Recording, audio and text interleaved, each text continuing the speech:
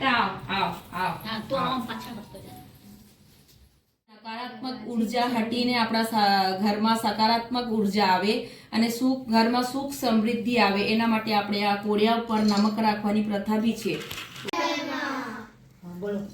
ગરબો મારો ગોલકડો ને તેત્રીસના ગરબો રમે ગોરાણી ને પડખે રમે ના 21 ગોરી ગરબે ઘૂમે છે બે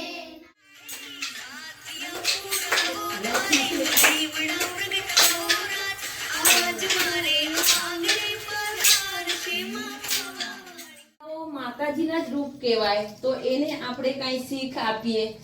જય માતાજી. દીવરિયા પુરાવો મારા શ્રી ભગત